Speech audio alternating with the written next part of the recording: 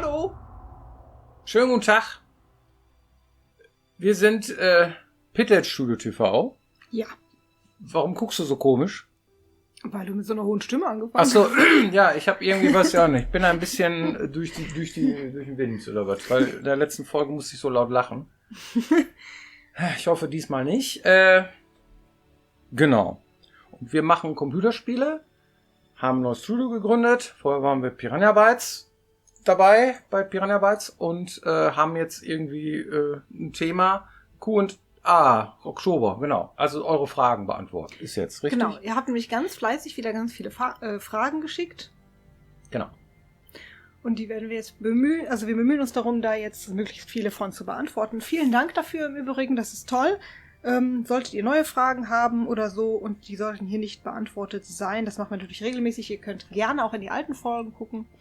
Dann könnt ihr neue Fragen natürlich auch gerne wieder hier drunter schreiben und oder in den Discord schreiben, da sammeln wir die auch. Da gibt es extra eine Rubrik dafür. Und wenn ihr nicht dabei seid, dann schaut doch gerne mal rein.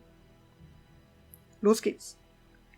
Die erste Frage, die jemand gefragt hat, ist, und wir haben ja gesagt, wir wollen noch nicht ganz so ins Detail gehen, was die Informationen fürs neue Spiel angeht. Das ist etwas entzaubernd vor dem Announcement. Wir möchten gerne, dass ihr erstmal seht, was ihr überhaupt bekommt, bevor ihr in die Tiefe geht. Aber so eine Frage, die kann man wahrscheinlich schon mal beantworten. Die Frage ist nämlich, wird es ein 2D- oder ein 3D-Spiel? Ja, es wird ein 3D-Spiel. Korrekt. Ja. Ja, wir machen 3D. Ja, das macht uns am meisten Spaß. Ja, und deswegen haben wir uns auch dafür entschieden. Es war recht umfangreich, aber das ist so dimensioniert, dass wir das ganz gut hinkriegen. Ja. Die nächste Frage ist so ähnlich. Das ist nämlich die Frage, wird es Schwierigkeitsgrade geben? Ja, wir werden Schwierigkeitsgrade auf jeden Fall planen, weil ich denke, dass es sehr viele unterschiedliche Spielertypen gibt. Das sehe ich an mir selber. Ja. Ich habe System Shock jetzt angefangen, System Shock Remake, ne? Super Spiel, total geil. Origins habe ich jetzt beendet, auch super Spiel. Und bei System Shock ist das so, ich musste noch mal anfangen. Es war mir zu schwer. Ich habe alles auf normal gestellt und da haben die mich umgehauen. Ne? Und da habe ich mich drüber gefreut, dass es Schwierigkeitsgrade gibt, da kannst du auch sehr schön konfigurieren. Du kannst alle einzelnen Bereiche sogar irgendwie, gerade bei System Shock war das auch damals traditionell so und das haben die auch beibehalten im Remake, dass man sich alles irgendwie konfigurieren kann. Obacht, aber ihr dürft es nur am Anfang in dem Spiel. Das ist nicht patchable. Ne? Das kann man nicht unterwegs machen, muss man vorher machen. Ist cool, dass man das kann überhaupt. Ne? Und ich musste dann nochmal anfangen.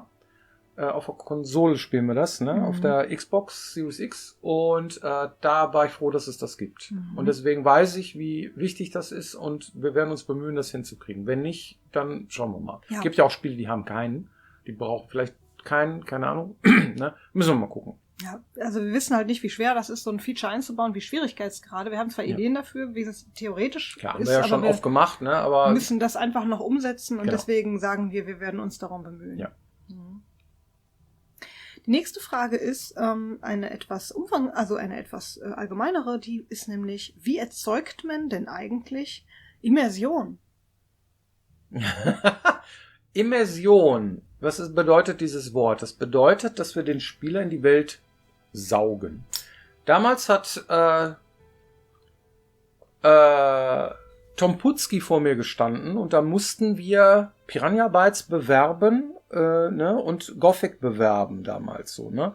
Und da hat Tom Putzki da gestanden und gesagt, so, wir müssen jetzt irgendwie so einen griffigen Begriff irgendwie finden, so für die Presse, wie, bringen wir auf den Punkt, Björn, irgendwie, was sind wir, was tun wir, was ist so geil an uns, so. Und da habe ich gesagt, wir sind Leute, die den Fantasy-Typen in Knast schmeißen und dann ist der da irgendwie, und das wird eine tolle Welt und der ist dann irgendwie so, da wird er reingesaugt in die Welt und dies und so und das ist eine Knastwelt. Wir nehmen euch gefangen. Das ist gut, sagte er und dann ist er zur Presse gegangen und dann stand das da auch in einem Artikel. Und das bringt es eigentlich auf den Punkt. Wir nehmen euch gefangen. Das heißt, das ist Immersion. Das heißt, wenn du ein Spiel anfängst, dann bist du nicht nur dabei und guckst dabei noch irgendwie ein Video und bist dich am Unterhalten mit deinem Nachbarn. Ne? Es gibt ja viele Spiele, bei denen funktioniert das. Ne? Wir haben aber immer Spiele gemacht, wo wir gerne möchten, dass der Spieler sich auf das, was da passiert, auch konzentriert. So. Mhm. Na, das heißt also, dass er diese Welt erlebt. Immersion bedeutet, ich bin der Typ, der das spielt. Mhm. Das größte immersive Erlebnis, was ich hier hatte, das war mit Skyrim in VR. Da bist du wirklich der Typ, du guckst aus seinen Augen und mit Pfeil und Bogen kämpfst du mit deiner Magie gegen Drachen, die dann um dich rumfliegen. Das ist Immersion. Wie erzeugt man das? Man muss es machen, man muss es testen, man muss schauen, ob es Spaß macht, das Spiel, was man macht. Und es muss ein bunter Blumenstrauß sein von Sachen, die man tun kann. Es gibt schon ein paar Mittel, die wir anwenden, zum Beispiel um Immersion zu erzeugen. Das heißt, das eine ist, das haben wir auch schon, sagen wir immer gern wieder, ist den Spielern aufs Maul schauen. Das heißt, wenn du es schaffst, so ein bisschen Einklang zu finden zwischen den Emotionen, die du da im Spiel erzeugst und dem, was der Spieler vor dem Bildschirm gerade fühlt, dann ist Immersionsdichte meistens höher. Das heißt, der Spieler denkt, am liebsten würde ich jetzt gerne das und das antworten. Und dann steht das auch da. Dann ist das ein guter Dialog. Ja, das ist sehr immersiv. Und wenn du zum Beispiel eine Erwartungshaltung, mit der Erwartungshaltung des Spielers spielst, wenn er in die Ecke geht oder wenn irgendwas passiert, also eine Atmosphäre zu schaffen, die jetzt im Einklang ist mit den Gefühlen des Spielers, ist am immersivsten. Und es gibt auch andere Mittel, mit denen man das versuchen kann, die das begleiten, dass zum Beispiel ein Bildschirm möglichst clean ist. Das heißt, wenn du es jetzt total überladen hast mit irgendwelchen Spielemechaniken, lenkt das meistens vom Wesentlichen ab. Also nimmst du da weniger oder versuchst möglichst fast gar nichts vielleicht anzubieten, dass du das Gefühl hast, du tauchst wirklich in das Spiel ein.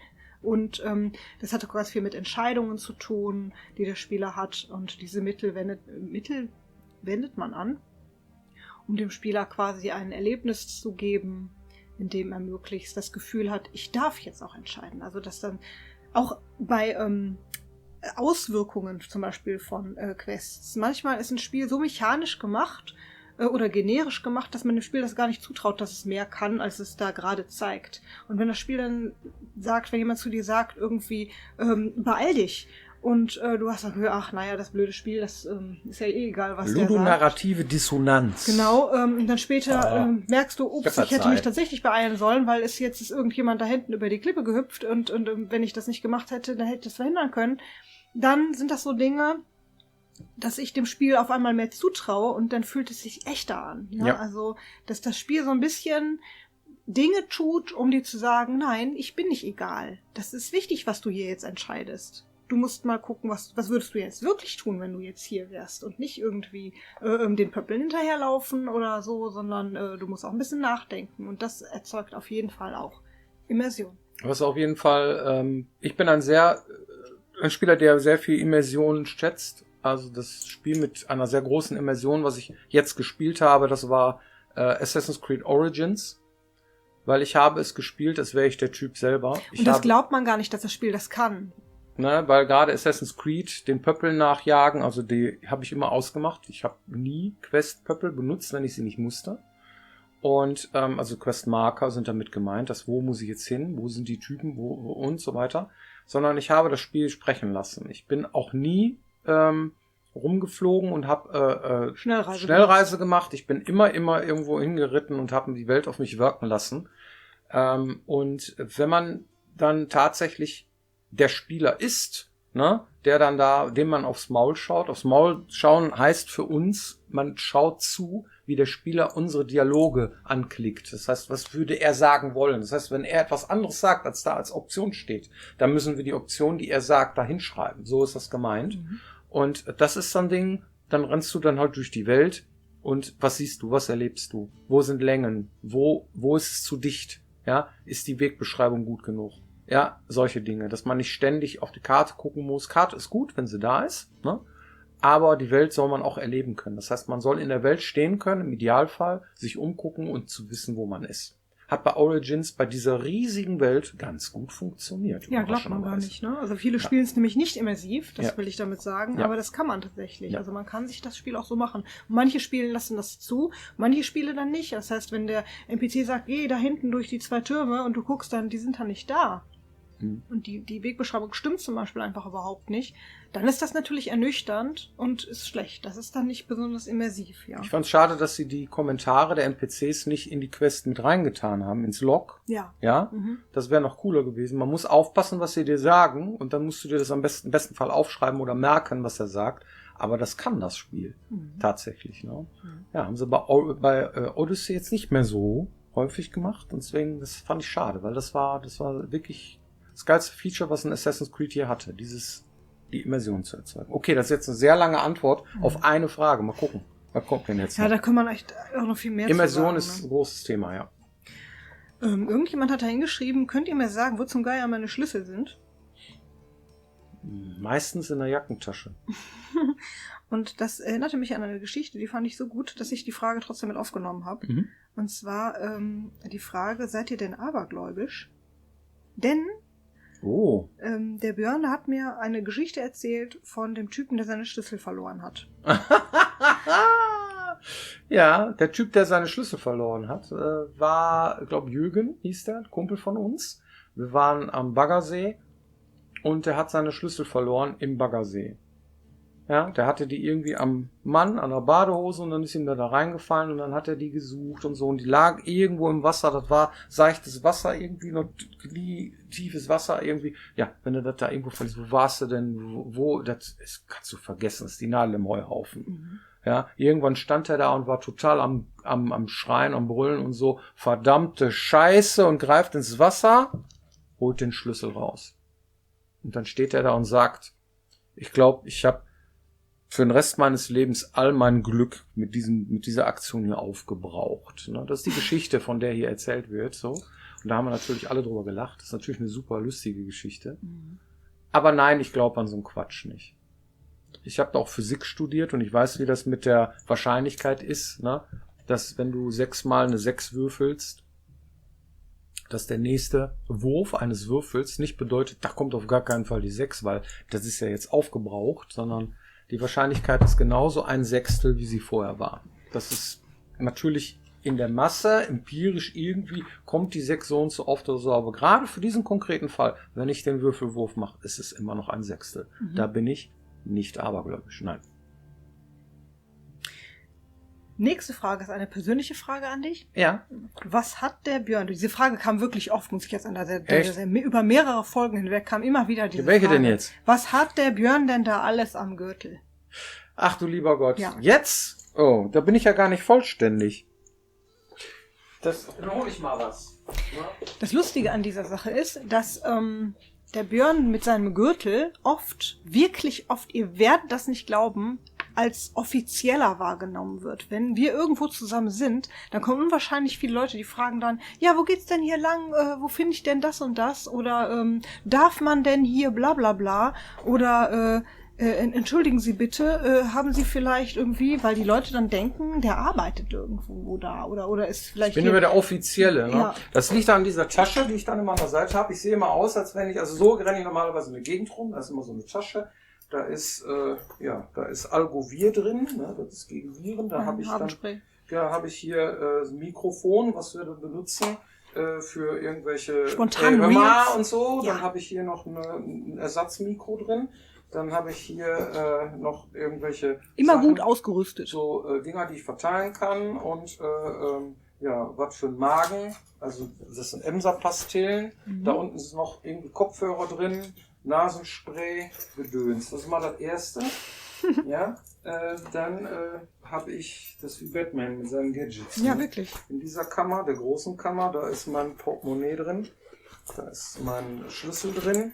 Da habe ich ist er, der Schlüssel. Da ist der Schlüssel, genau. Ne? Da habe ich dieses Ding hier, das zeige ich auch gleich mal, was da drin ist. Da habe ich dann eine Sonnenbrille drin.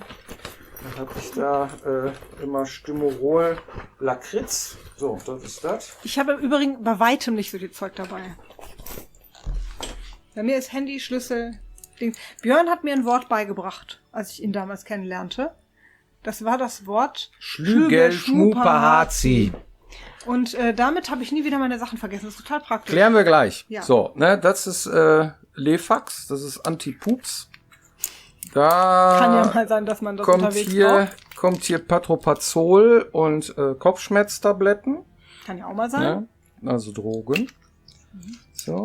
Dann habe ich hier noch zum Singen, das ist Gelori Voice. Gelori Voice. So, und das ist dann so meine Apotheke, die ich immer mit mir rumschleppe. Ansonsten habe ich hier am Gürtel das Handy, was jetzt gerade hier da drüben aufnimmt. Ein Getränkehalter, wo normalerweise dann immer so die Flasche oder so. Flasche so reinkommt. Dann habe ich hier noch eine Brille. Die ist auch total cool. Brille. Da sind immer 100 € drin normalerweise, weil ich da zur Not irgendwie immer mit dem Taxi nach Hause komme, egal wo ich bin. Naja, egal nicht, aber 100 € sind auf jeden Fall so meine Brille, die kann man so zusammen. So eine kleine Lesebrille. Lesebrille, ja, weil ich bin ja schon etwas älter und bin ich kurzsichtig? Nein, weitsichtig. Weitsichtig, ja, ne? Das ist dann Geschmacksrichtung Sherry, Blaubeere und Apfel oder was? Das sind ein paar Dampfis ohne Nikotin. Ne? Da kann ich mich dann in die Raucherecke stellen und dann kann ich da noch machen irgendwie. So, dann habe ich hier noch einen Nagelknipser drin und an der Stelle, da habe ich noch irgendwie so ein Palmwedel zum Überschminken meiner Nase. Dann habe ich hier noch einen Pickelstift und noch, weiß ich nicht mehr, Creme für die Lippen. So ein Zeug irgendwie. Das ist wie so ein Handtäschchen, ja.